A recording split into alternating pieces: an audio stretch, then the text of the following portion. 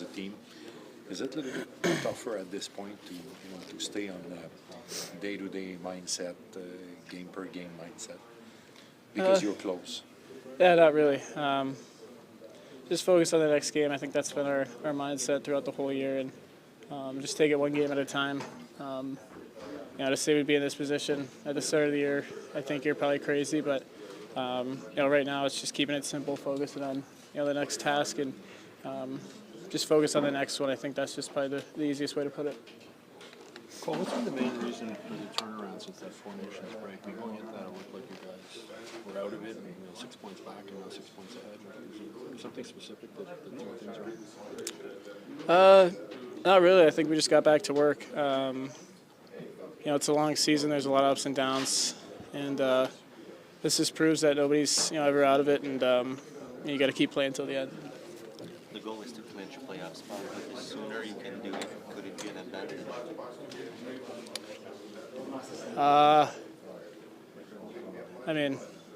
I think it's obviously it's good for being healthy going into that, but we're focused on getting there.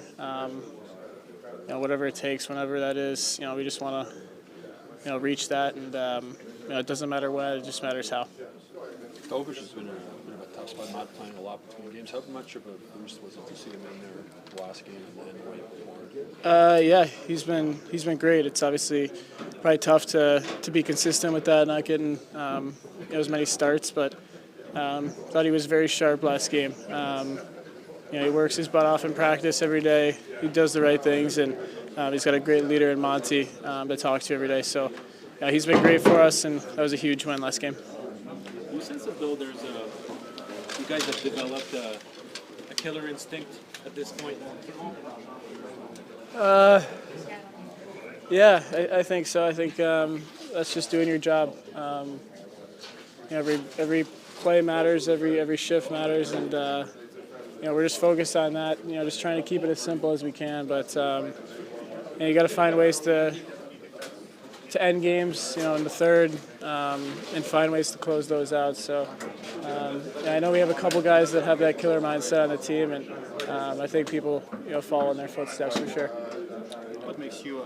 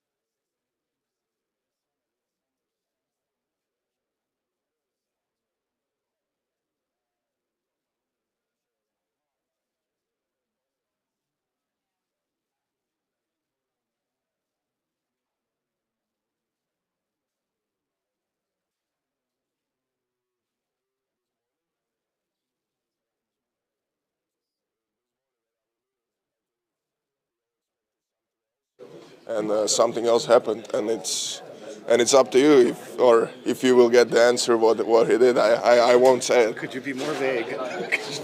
I would love to, but I think I don't know if that's something we want to share. If he wants to share it, then I'm sure he'll tell you. But I feel like even this morning, the way our meeting went, it was like a lot of us expected something else, and what he did was, yeah, something else. And then I feel like everyone puts everyone in a good mood and makes us ready for the game. Right. You knew the feeling of being the last team in the league. Yeah. Am I wrong in saying that once you know that feeling, you never want to go back at this point? Oh, for sure. Yeah, it sucks to suck, and we don't want to suck. And this is a great spot where we are right now, and we just have to use it to our advantage and prove ourselves that we're where we want to be, and that we belong there, and that we don't belong nowhere close to bottom. That we are climbing, and we want to be winners, not the losers. I think you resume it well. What makes you a difficult team to play against right now, in your opinion? I feel like it's a defensive pace, close to bottom, that we are climbing, and we want to be winners, not the losers. Needed.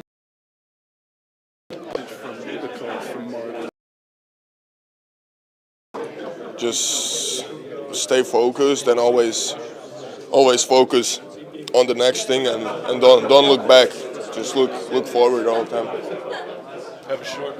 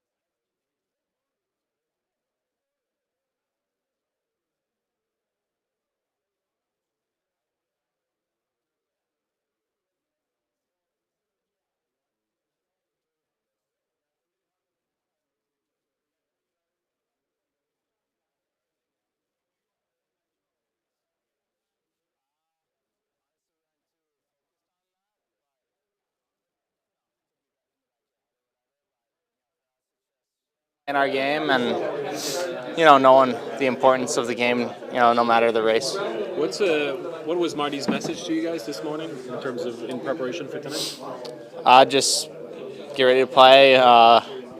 Nothing too crazy. Just we know the importance of it, but we aren't focused on that. We're focused on the process of the game, and obviously we want to find a way to win. So this team is going to battle for his life tonight. Matching your intensity is the biggest challenge, maybe. I mean, I don't think it should be. I think we're gonna have our energy, and we're gonna wanna win no matter what, and same for them. So it's a big game. Ryan, I know you don't like this type of question, but do you think a little bit about breaking Christian record tonight? It's more type of thing you think after your career. I try not to look too much into that. It's more about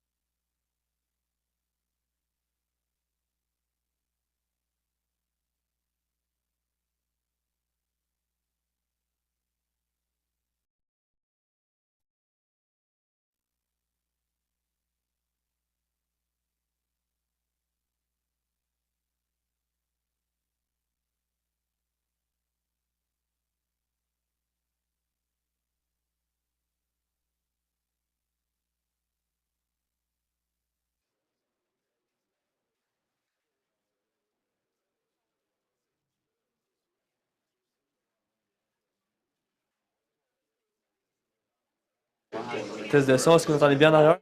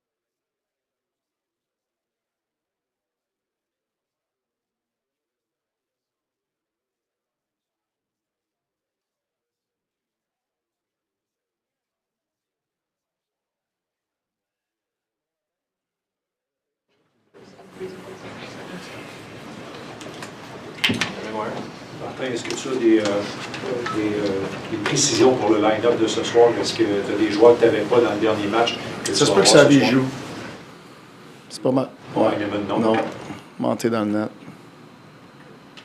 Quand on est proche d'y toucher pour une équipe à l'objectif, c'est quoi la meilleure mentalité à avoir quand on est proche? Est-ce que tu redoutes aussi avec ta jeune équipe qui est là, tout près? C'est continuer à focusser sur what's next. À puck à drop, what's next. On gagne le face-off, what's next. On perd, what's next. C'est juste focusser là-dessus. Je pense que quand tu focuses là-dessus, sur la prochaine action, puis tu accumules ces actions-là, tu donnes une meilleure chance d'atteindre ton but. C'est pas mal ça. Martin, si je regarde, évidemment, il y a beaucoup de matchs. Là. C'est normal, le calendrier est fait ainsi. Poser des joueurs, donc quand je dis poser, pas toujours tout le monde sur la glace, etc. Est-ce que tu trouves que tu as trouvé ou l'équipe a trouvé le bon équilibre entre on travaille sur nos habiletés avec Adam? Oui, mais comme je l'ai dit, ça fait peut-être une semaine de ça, tu sais, l'apprentissage est en arrière de nous autres.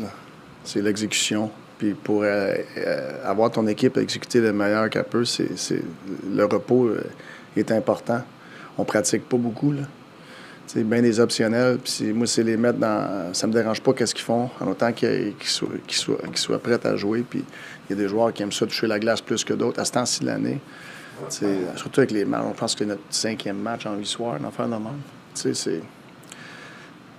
Faut être du gaz. Fait que je veux pas perdre du gaz dans les pratiques. En même temps, mais vous travaillez quand même sur vos habiletés. Oui, c'est ça. Puis les gars, puis chaque joueur sont différents. Puis ils ont l'opportunité d'aller avoir des touches sur la glace s'ils ont besoin de ça et tout. Fait que c'est leur choix. On continue à parler de notre game collective avec des conversations, des vidéos et tout, mais on va pas pratiquer ça présentement, surtout le stretch qu'on a. Bon matin. Vous avez une jeune équipe en termes de joueurs, mais vous avez aussi un jeune panel, un jeune groupe d'entraîneurs. Comment tu décrirais votre... Ouais, mais en termes d'expérience. Oh, OK.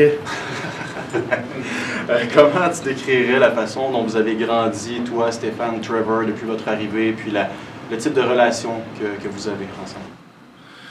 Ben, je te dirais que, comme l'équipe, tu sais, on a évolué comme l'équipe. Professionnellement, notre relation professionnelle, elle a évolué.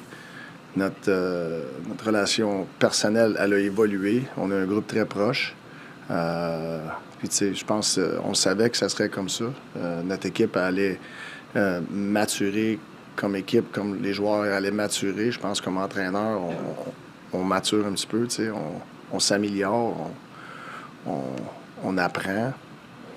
Puis je pense que c'est un processus qui est le fun. On est ouvert. On pense pas qu'on connaît tout, qu'on sait tout. On travaille ensemble. Ça va peut-être pas jamais aussi vite que tu voudrais en tant que coach, mais quand même, vous êtes passé de la dernière position à des matchs importants assez rapidement. Ton travail, c'est de coacher les joueurs qu'on te donne, puis ces joueurs-là te sont donnés par Ken Hughes, qui est aussi un DG qui n'avait pas d'expérience en arrivant. Ton évaluation de son travail à Kent? Non, mais quand tu regardes ça en rétrospective, ça a été quand même... Le focus d'aller gagner une game, là, ce soir. Là, je commencerai pas à évaluer tout mon staff aujourd'hui. À une certaine époque, tu parlais à propos du fait de jouer avec une avance, que c'est quelque chose que vous n'aviez pas fait souvent. Vous avez dû apprendre à faire ça. De la même manière, avoir un instinct du tueur, un killer instinct, dès le début d'un match ou pour finir des matchs. Est-ce que l'instinct du tueur, c'est quelque chose que vous avez appris, que vous avez réussi à développer à ton goût? Oui, je te dirais que ça s'est amélioré. Tu sais, puis il y a une séquence de la saison où nos départs ils étaient excellents. Tu sais. Puis il y a une autre partie de la saison, nos départs n'étaient pas bons. Puis je trouve récemment, mais c'est comme 50-50. T'es pas sûr, tu sais. Puis ces départs sont super importants aussi, mais la finition est importante. Puis je pense que, tu sais, cette année, on s'est mis dans des positions où il fallait fermer les matchs, tu sais. Puis, fait je pense que plus qu'on a cette expérience-là, je pense qu'on s'est amélioré à faire ça. Tu sais, comme la game à Nashville, ça n'a pas été vraiment une bonne game pour nous autres parce qu'on n'était pas capable d'exécuter what's next avec la rondelle, soit sortir de la zone, dans zone neutre, dans zone offensive. Fait que quand tu n'es pas capable d'exécuter what's next la rondelle, mais qu'est-ce qu'il va falloir que tu fasses? C'est de te défendre. On s'est défendu beaucoup à Nashville, mais on s'est bien défendu. T'sais, fait que moi, ça, c'était encourageant d'être capable de, tu sais, on t'a pas ta fastball, mais si tu te défends bien, mais tu vas te garder dans les matchs. Puis c'est ça qu'on a fait. Puis c'est sûr, d'autres, j'ai joué un excellent match. Le désavantage a été super. On est capable d'aller chercher 2 points à cause qu'on s'est défendu parce qu'on n'avait rien offensivement. On n'était pas capable d'exécuter. Fait que, sais-tu, on n'avait pas la fastball pour avoir l'instinct du tueur, tu disais? On n'avait pas ça. Puis il y a des soirs, tu ne l'auras pas. Mais es-tu capable de comprendre que tu ne l'as pas? Puis de respecter la game défensive qu'on a besoin, qui n'est pas aussi le fun que quand tu as l'instinct du tueur. T'sais, fait qu'il y a différentes manières. Quand tu as ta fastball, tu as du gaz, puis tout, l'instinct du tueur est important. Puis je pense qu'on l'a montré qu'on est capable d'avoir ça. Mais quand tu l'as pas, puis tu essaies juste d'avoir l'instinct du tueur, mais tu vas tirer dans le pied des fois. Fait que, tu sais, je regarde le match à Nashville. Le gros positif, c'est qu'on s'est défendu fort parce qu'on n'avait pas la fastball. So just to follow up on that, when you come in this morning, this is obviously an immensely important game in terms of your season and the standings. Do you have a tendency to emphasize how well the team managed the fact that they don't have their fastball, or emphasize the fact that you need your fastball more often than we've been getting it? Again, I don't know what kind of game it's going to be out there. Okay, so we talk about what's next. You know, you got to be ready for what's next. If you don't have the fastball, you better defend hard and manage the puck. You know, so to me, it's just understanding what's next on the ice based on how we feeling. I don't know. It's our fifth game in 8 nights. I have no idea. If I have 20 guys that have a lot of gas, I don't know. Is it going to be 10? Is it going to be 5? I don't know. We're trying to position themselves that they have enough gas to go give us a chance to win a game. But you have to play the game, and you have to have awareness of where we are in the game, how we're playing, and be ready to do what's next. We struggled in Nashville, defended so hard because we didn't regulate. Okay, it'd be like 3-4 shifts in a row where we turned pucks over, we couldn't execute, and then the next line goes on, and they know that we are not executing and we're just defending, and they get on, and they can't regulate. They turn it over too, you know. So to me, if we need, you know, if you don't, that awareness of just trying to regulate and simplify things and just trust the forecheck is important. We just couldn't do that in Nashville, and I don't know. Again, I don't know. I know that Detroit's going to come hard tonight, and we have to come out. Our intention is to come out hard, you know. But you know, and you hope you have enough gas to match their intensity tonight. And if you don't, well, you better be calculating what you're doing. And if you have to defend, you defend. Is the fastball something that's just out of your doing? Like you can't coach that fastball into your team. You just have to kind of wait and see if they have it or not. Like it's, yeah, 100%. Like I mean, if I whip the guys, if we practice nonstop and I position my guys that we spend so much energy on the ice practicing, am I hurting our fastball? Maybe. And even if you don't do, if you position themselves, you feel like you saved energy by not practicing, does it guarantee the fastball? No. But I think it raises the percentage that we might have it.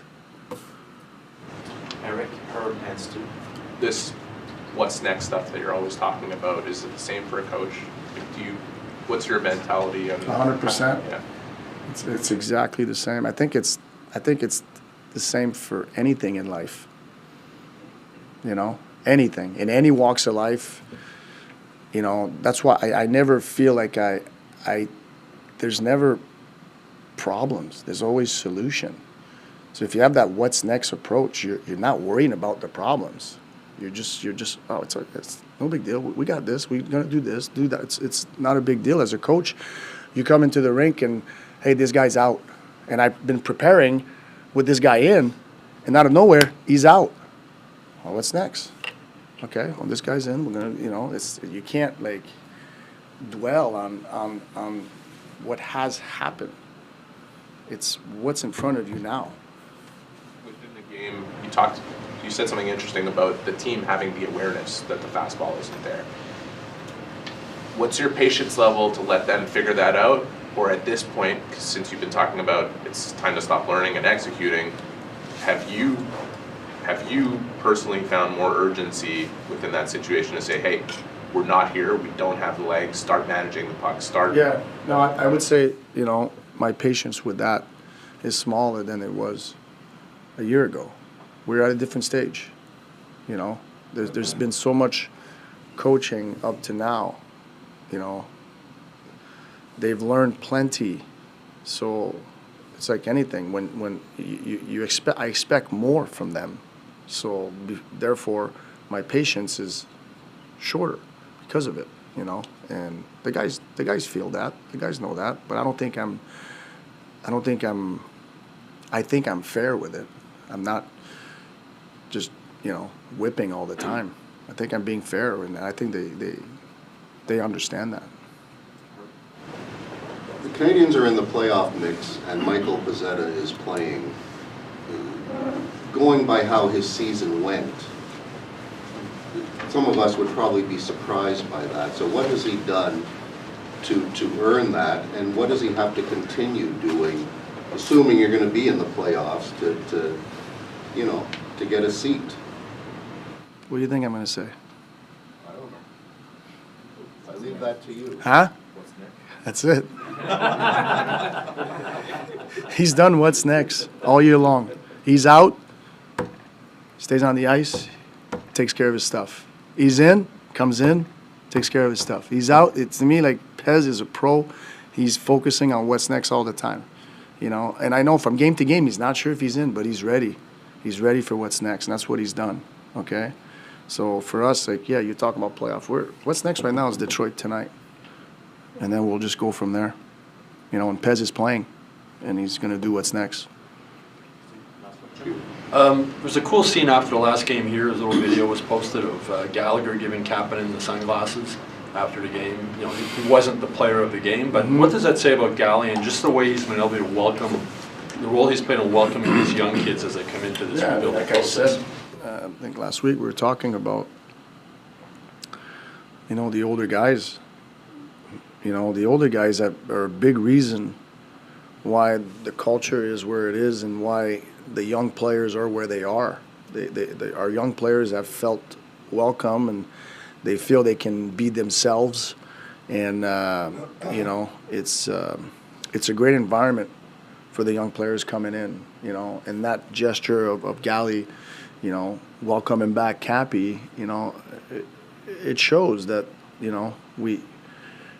it's a fun place to be around for these young guys. They feel welcome, and we wouldn't be here without the great older guys we have. Speaking of young guys, Lane Hudson has a chance to pass Chris Chelios for most points. He's too young to really know Chris Chelios. You played against him. Sure he knows Chris Chelios. Well, no, but he doesn't. He didn't admit he it. Well, you played against him. What would you tell him about the player he was? I mean, Chelly was just a gamer. There's not much he couldn't do on the ice. Had a long career. Great. I was fortunate to play against him, but Chelly came in the league. He was the guy and stuff. Then he became a savvy veteran, and so much knowledge about the game. Smart, tough. And as much as a lot is talked about, especially lately with Lane and all the accolades he gets. Like the thing about Lane is the number one thing he cares about is winning. He doesn't care about anything else but winning.